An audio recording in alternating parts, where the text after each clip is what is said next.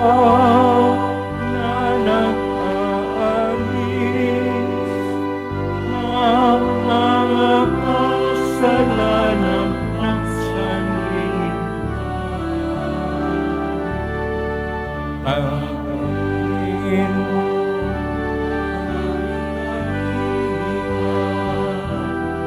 tanggapin mo ang aming kahilingan. Ikaw ang malulugmok sa kanan ng Ama.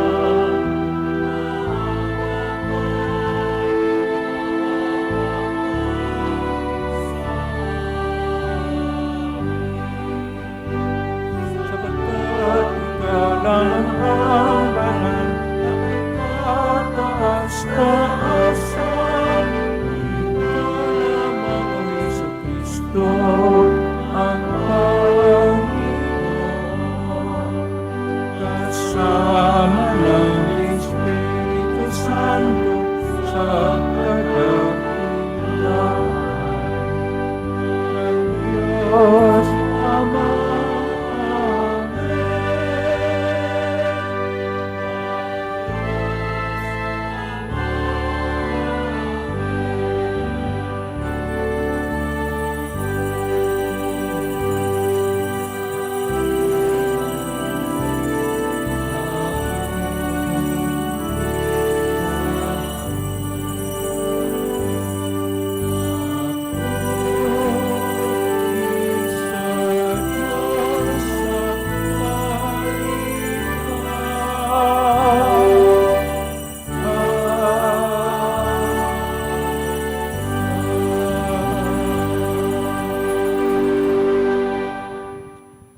Manalangin tayo.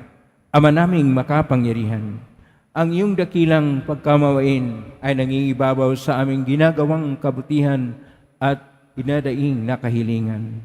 Ang kanang loob mo sa amin ay gawin mong mag-umapaw upang kasalanang ipinangambang hingi ng kapatawaran sa puri naming takot na ikaw ay lapitan ay iyong patawarin ng lubusan at ang ipinag-aalangan naming hilingin sa pagdarasal ay yung pagbigyang aming makamtan sa pangitan ni Kristo kasama ng Espiritu Santo magpa sa walang hanggan. Amen. Magsipo muna ang lahat.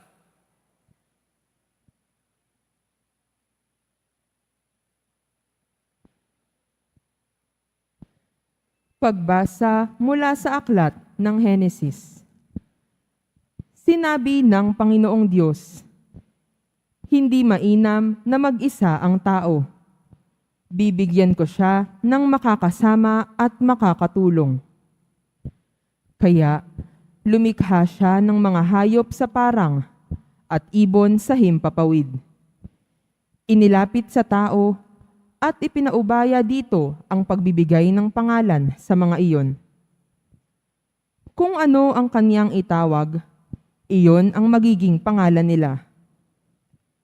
Ang tao nga ang nagbigay ng pangalan sa lahat ng ibon at mga hayop, maging maamo o mailap. Ngunit wala isa man sa mga ito ang angkop na kasama at katulong niya.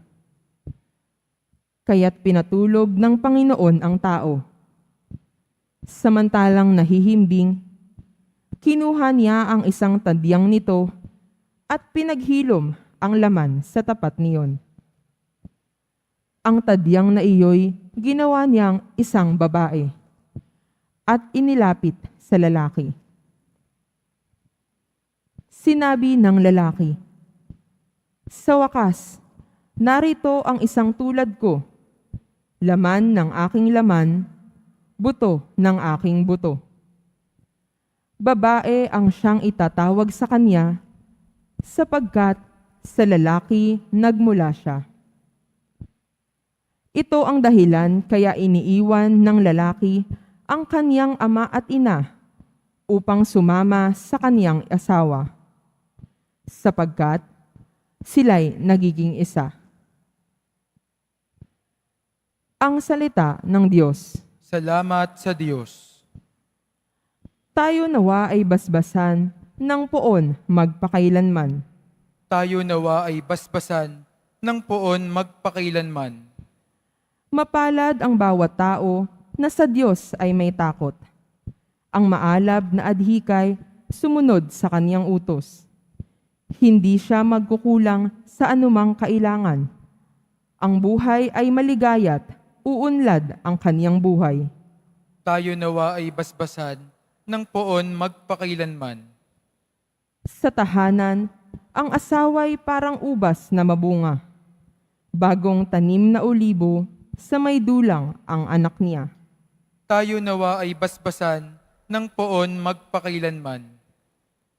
Ang sino man kung ang Diyos buong pusong susundin, buhay niya ay uunlad at laging pagpapalain.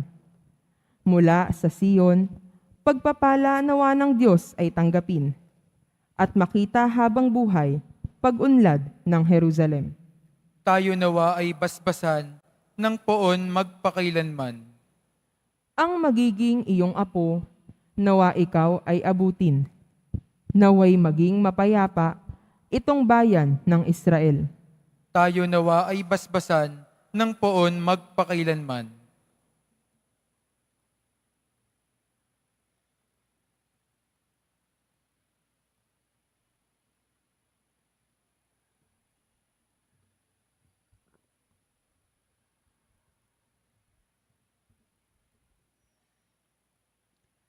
Pagbasa mula sa sulat sa mga Hebreyo. Mga kapatid, alam nating si Jesus, bagamat sandaling panahon, pinababa kaysa mga anghel, ay binigyan ng karangalan at kadakilaan dahil sa kanyang pagkamatay.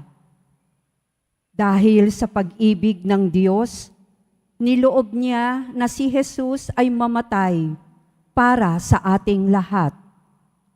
Sa pamamagitan ng mga pagtitiis, siya'y pinapaging ganap ng Diyos na lumikha at nangangalaga sa lahat ng bagay upang makapagdala ng marami sa kaluwalhatian.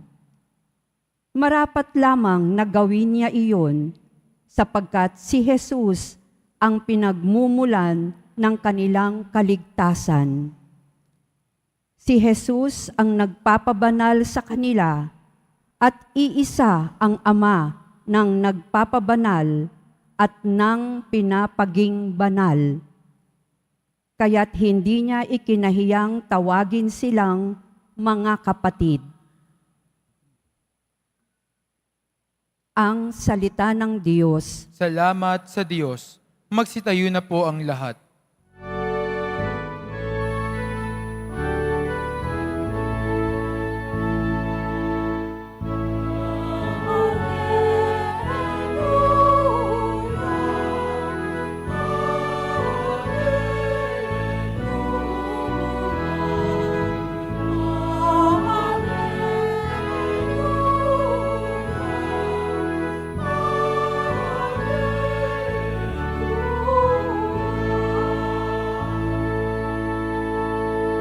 Sa pagmamahalan natin,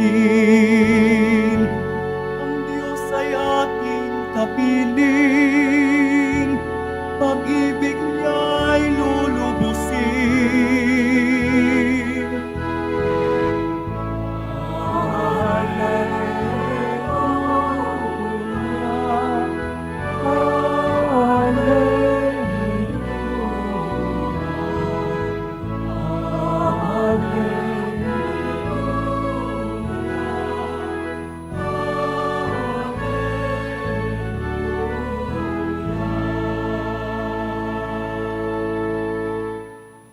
Sumainyo ang Panginoon. At sumaiyo rin. Ang mabuting balita ng Panginoon ayon kay San Marcos. Papuri sa iyo, Panginoon. Noong panahong iyon, may mga Parisyong lumapit kay Jesus. Ibig nilang masilo siya kahit kanilang tinanong, "Naayon ba sa kautusan hiwalayan ng lalaki ang kanyang asawa?" Tumugon siya, "Ano ang utos sa inyo ni Moises?" Sumagot naman sila, "Pinaintulot ni Moises na hiwalayan ng lalaki ang kanyang asawa matapos bigyan ng kasulatan sa paghihiwalay." Ngunit sinabi ni Jesus, "Dahil sa katigasan ng inyong ulo kaya niya inilagda ang utos na ito.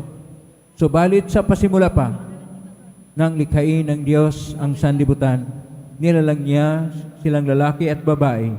Dahil dito'y iiwan ng lalaki ang kanyang ama at ina at magsama sila ng kanyang asawa at sila'y magiging isa. Kahit hindi na sila dalawa, kundi isa. Ang pinagsama ng Diyos ay huwag paghiwalayin ng tao. Pagdating sa bahay, ang mga alagad naman ang nagtanong kay Jesus tungkol sa bagay na ito. Sinabi niya sa kanila, ang sinumang lalaking humiwalay sa kanyang asawa at mag-asawa sa iba ay gumawa ng masama sa kanyang asawa, siya'y nangangalo niya.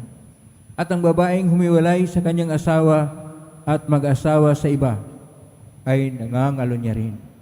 Ang mabuting balita ng Panginoon. Pinupuri ka namin, Panginoong Heso Kristo. Magsipo muna ang lahat. Isang mapagpalang araw po sa inyong lahat. Purihin po natin ang ating Pong Hesus Nazareno. Nasa ika-27 tayo na linggo sa noong panahon ng taon B ng ating pagdiriwang. At ngayon po ay ating pag-usapan ang tungkol sa katapatan sa buhay pamilya. Mayroon pong ginawang House Bill ang ating Kongreso na kanila pong na-approve na at dinadala na ngayon sa Senado ang tinatawag na House Bill 9349. Ito yung Absolute Divorce Law. At marami pong naghihintay tungkol dito para makapangasawa sila ng mas maganda at mas pugi. Kaya malaking bayad po ito. Kaya maraming natutuwa. Nakikita ko na ngayon, maraming nag-smile. Pero marami pong nalungkot dahil ang karamihan pong nalungkot yung mga matatanda na at pumangit na, siguradong iwan sila ng kanilang asawa. Ay, wala pong biro, pero totoo. Itong batas na ito, na ngayon House Bill na 9349, magdala po ng isang kaguluhan sa pamilya na ngayon nagkagulo na dahil sa paghihirap, guluhin pa dahil sa diborsyo na siyang nangyayari sa ibang bansa. Pero, pag gawin lang ng negosyo, dapat nating tingnan ano ang sinabi ng Panginoong Isus. Sa ating Ebanghelyo ni San Marcos, Kapitulo 10, verso 2 hanggang 12, sa versikulo 9, ang ating pong Panginoon nagsabi, kung ano ang pinagsama ng Diyos ay huwag paghiwalayin ng tao. Marcos, Ebanghelyo ni San Marcos, Kapitulo 10, versikulo 9. Sa orihinal na pagkasulat nito sa Koinoko na Grigo, Sinixusen anthropos mi, Theos sinixusen anthropos mi, Horisiti. Nasa Latin naman, quod Dios conjuncit, homo non separet.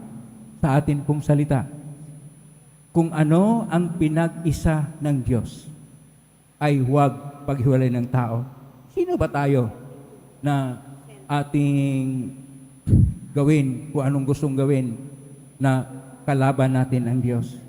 Dahil sa pasimula pa, kaya po ating napakinggan sa ating unang pagbasa sa aklat ng Henesis, lalo na sa Henesis Kapitulo 2, verso 24, sinasabi na nilikha ng Diyos ang lalaki at babae at walang angkop na kasama si Adan na unang tao kay kinuha mula sa tadyang at ginawang babae.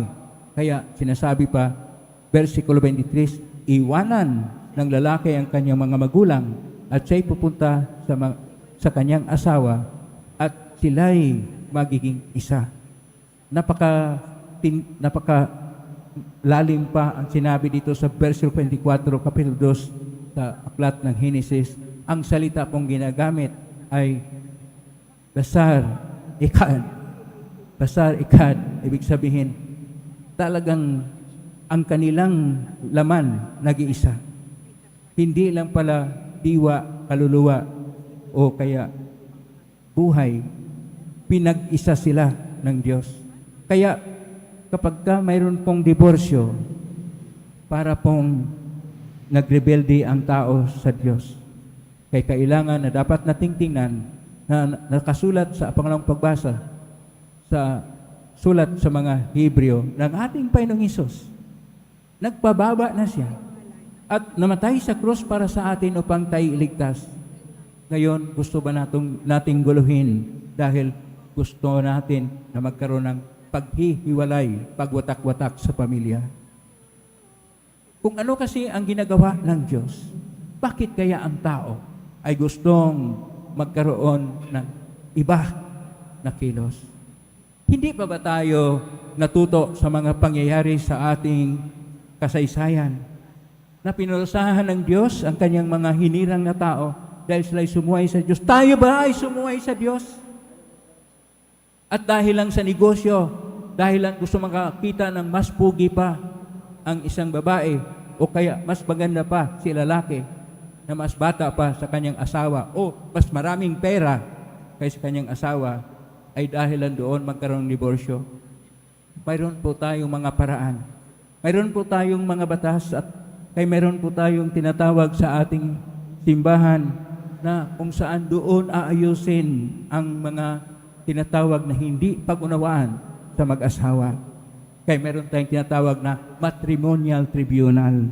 At noon po ay pinag-ayos ang lahat upang kung maayos pa ay maari at kung hindi, mayroong tinatawag na paraan upang mayroong annulment sa kasal sapagkat hindi sila handa pa na ikasal sapagkat sila ay hindi karapat-dapat maging tatay at nanay sapagkat mga irresponsable na tao. At kung mayroong diborsyo, ibig sabihin, ginawa natin lahat ng tao madali lang paging irresponsable. Kailangan natin kung ano ang pinagsama ng Diyos. Yun ang dapat natin tingnan. Dapat yun ay ating irespeto. Kaya kailangan natin una sa lahat ang katapatan. Ang katapatan sa salitang Hebreo ay nimanot.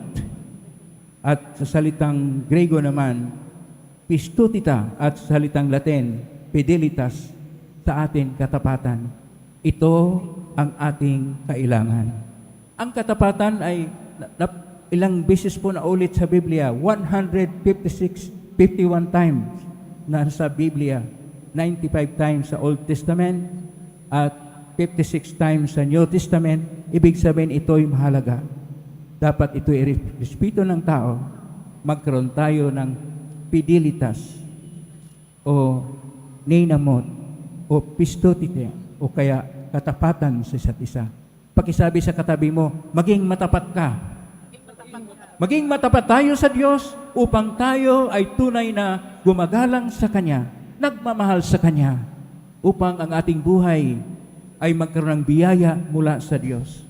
Sapagkat kung pinaghiwalay natin ang pinag-isa sa Diyos, tayo'y sumuway sa Kanya at tiyak parusahan tayong lahat sa Diyos dahil sumuway tayo sa Kanya. Naway, tayo maging matapat dahil sa katapatan natin, minamahal natin ang Diyos. Amen? Purihin natin ang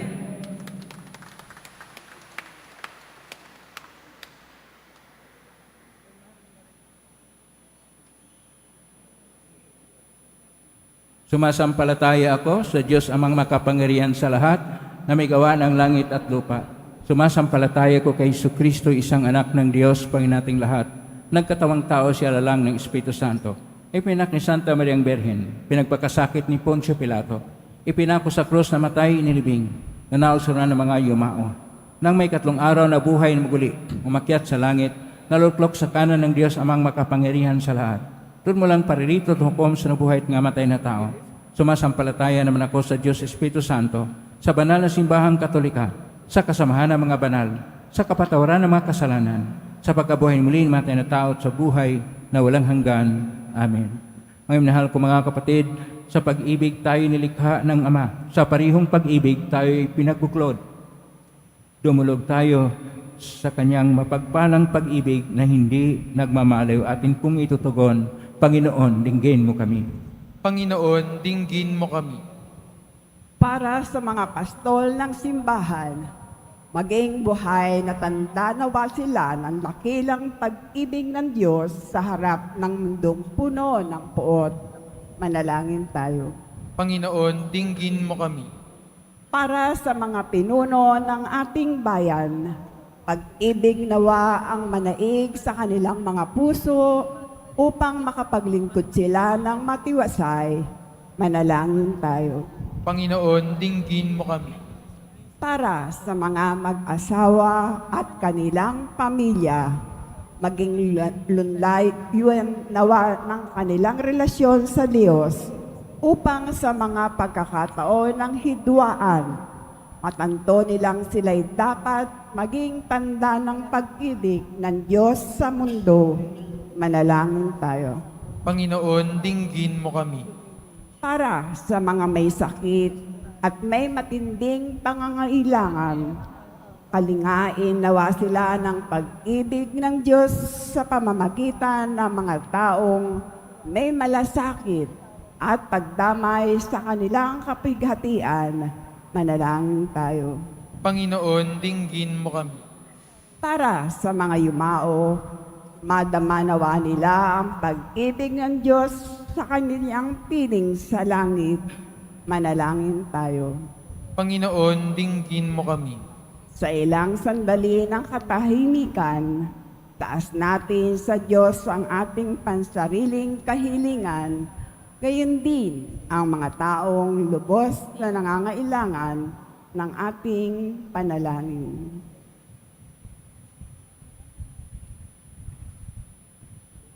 Manalangin tayo. Panginoon, dinggin mo kami. Mapagmahal naming Diyos, dinggin mo nawa ang iyong magsusumamong sambayanan. Itulot mong madama naming lubos ang iyong pag-ibig sa mga tao, bagay at gawaing maubuti. Sa parihong pag-ibig, kami naway makilala bilang sambayan mo sa pangitan ni Kristong anak mo at aming Panginoon. Amen. Magsiupo muna ang lahat.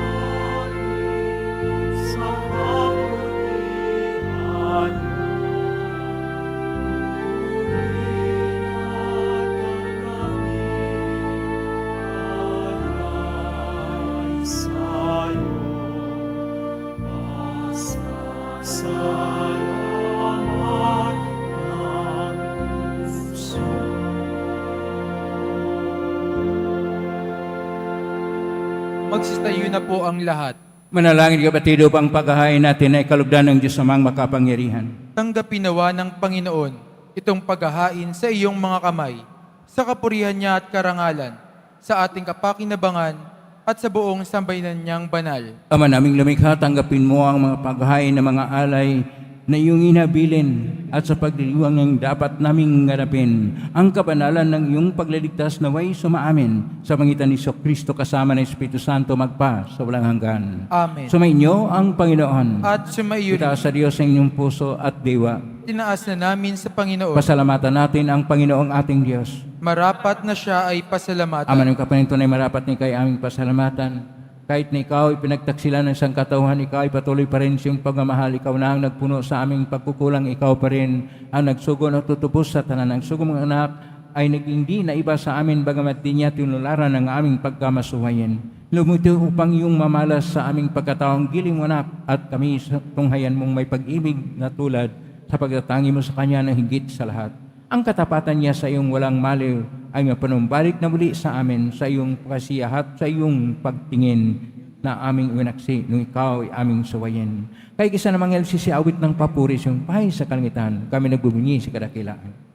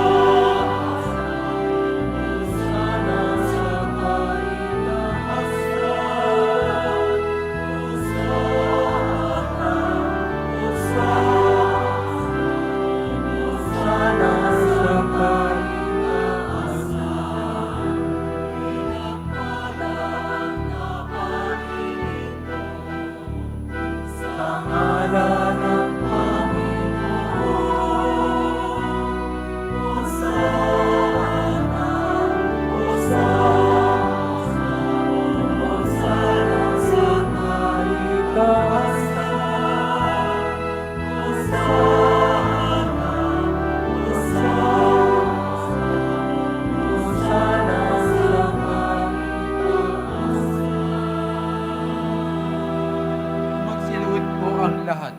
Ama naming banal, ikaw ang bukal ng tanang kabanalan, kasmi pamagitan ng Espiritu gawing banal ang makaloob na ito upang para sa aming maging katawan at dugo ng aming Panginoong Jesucristo.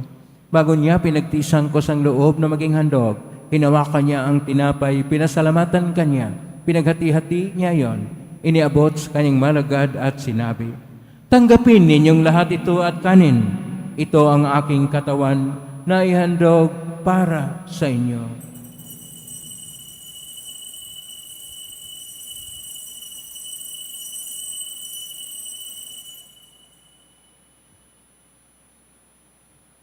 Kaya naman nang matapos ang hapunan, hinawakan niya ang kalis, muli kanyang pinasalamatan. Inabot niya ang kalis kanyang malagad at sinabi, "Tanggapin ninyong lahat ito at inumin. Ito ang kalis ng aking dugo, ang bago at walang hanggang tipan. Ang aking dugo na ibubuhos para sa inyo at para sa lahat sa kapagpapatawad ng mga kasalanan. Gawin niyo ito sa pag-alala sa akin."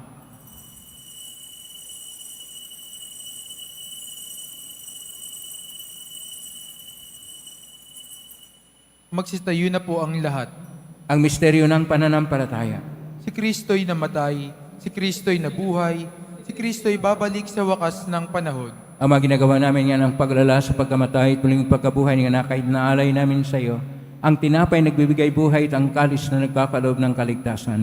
Kami nagpapasalamat. Dahil kami narapat na tumayo sa harap mo para maglingkod sa iyo.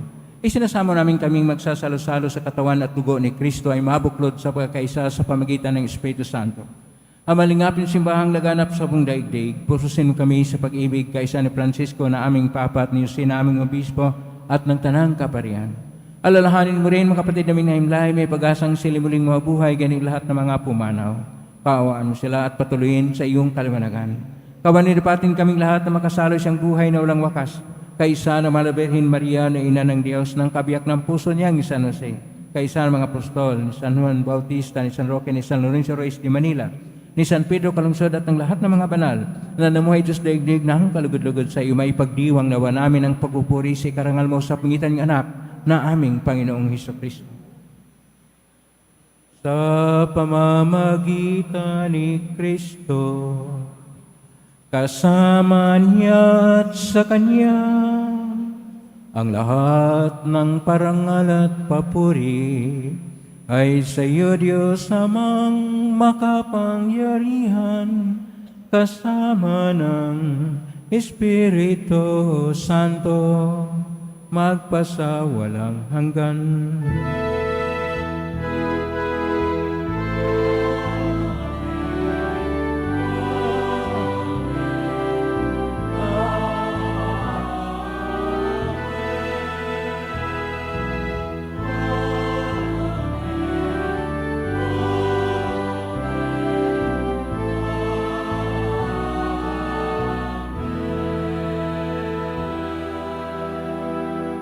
Sa tugubilin nagagaling na utos sa turo ni Jesus na Panginoon natin at Diyos, ipahayag natin ang lakas loob. Ama namin, sumasalangit ka, sambahin ang ngalan mo. Mapasa amin ang kaharian mo, sundin ang loob mo dito sa lupa para ng sa langit. Bigyan mo kami ng aming kakanin sa araw-araw at patawarin mo kami sa aming mga sala para ng pagpapatawad namin sa nagkakasala sa amin at huwag mo kaming ipahintulot sa tukso at iadya mo kami sa lahat ng masama. Niling namin kami iadya sa lahat ng masama, pagkaluban ng kapayapaan araw-araw, iligtas sa kasalanan at sa lahat ng kapahamakan samantalang aming pinanbikan ng dakilang araw ng pagpapahayag ng tagapagligtas naming si Jesucristo. Sapagkat iyo ang kaharian at ang kapangyarihan at ang kapurihan magpakailanman. Amen. Panginoong Jesucristo, sinabi mo sa mga apostol, kapayapaan ang iniiwan ko sa inyo, ang aking kapayapaan ang binibigay ko sa inyo. Tunghayan mo ang panampalataya at huwag ang aming pagkakasala. Pagkalooban mo kami ng kapayapaan at pagkakaisa ayon siyang kalooban kasama ng Espiritu Santo, magpa sa walang hanggan. Amen. Ang kapayapaan ng Panginoon ay laging sumainyo. At sumaiyo rin. Magbigay kayo ng kapayapaan sa isa't isa. Kapayapaan.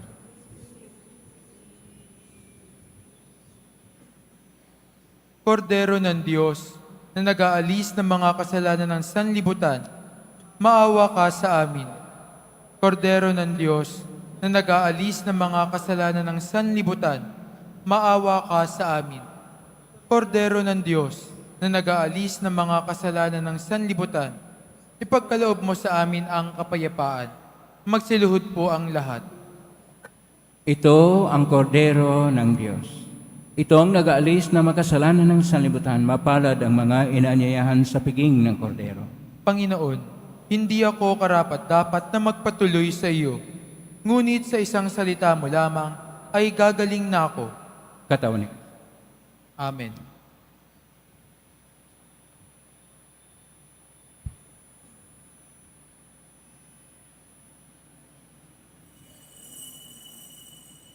Para sa lahat ng tatanggap ng banal na komunyon, sasagot po tayo ng amen pagkasabi ng pari o ng lay minister ng katawan ni Kristo. At isubo agad sa bibig bago umalis sa harapan ng pari o lay minister. Sumunod po tayo.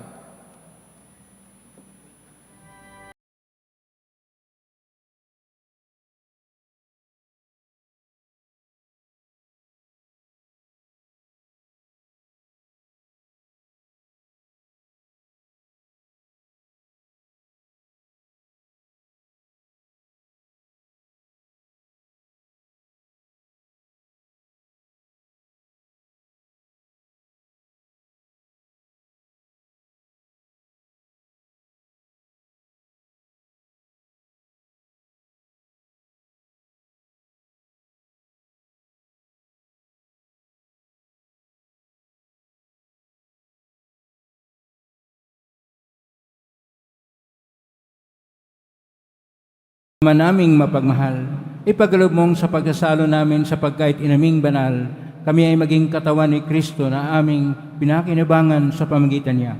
Kasama ng Espiritu Santo magpa sa walang hanggan. Amen. Maraming salamat po sa inyong pagdalaw sa tahanan ng ating pong Isus Nazareno. Kayo mga narito, kayo na-organize sa iba't ibang social media platform at nakos-posting sa iba't ibang paraan naway ang inyong panalangin na dinggin ng pong Isus Nazareno. Salamat po sa lahat na nagbigay ng tulong at donasyon sa Quiapo Church upang makatulong ang Quiapo Church sa kapwa natin mahirap at nangailangan. Salamat po sa inyong tulong, pagpalain kayo ng Diyos. Salamat sa lahat ng mga naglilingkod ngayon, pagpalain kayo lagi ng pong Isus Nazareno. Lakpakan po natin lahat ng mga naglilingkod, lahat ng narito, lahat ng na-organize sa atin, lahat ng tumutulong sa atin, naway ang Diyos ay magpapala sa inyong mga biyayang siksik-liglig at nag-umapaw. Katapatan ang iningi sa atin ng Panginoon upang ang pamilya ay magkaugnay-ugnay at hindi magkawatak-watak at magkahiwalay dahil sa banta ng diborsyo. Yan na po ang puspas. Nangyari po lamang itaas bagya, mga iba kayo na puspasan. Sumainyo ang Panginoon. At sumaiyo. Mahal na pong Isus Nazareno. Niyagos ng cross ang walang maloy na pag-ibig ng Diyos ang katauhan. Pakinggan mong kilingan ng kanan, nagsusama mo sa iyo. Makamta nawa nila ang iyong katugunan at tanggapin ng kasagutan mo itang naloob ni tinatanaw. Basbasan di po ninyo ang mga dalaming imahin, dasalan at mga bagay-bagay. Basbasan na may mga karamdaman. Sa pagitan ng benisyon nito na maalala ng pangako na sa binyag na ikaw at nangibigin at paglalingkuran bilang Panginoon magpa sa walang hanggan. Amen. Pagpalain kayo makapangyarihang Diyos, Ama at Anak at Espiritu Santo. Amen. may kang taglayang kapipan, pag-ibig at pag-asa ng Pong Isus Nazareno. Salamat sa Diyos. Purihin natin ng ating Pong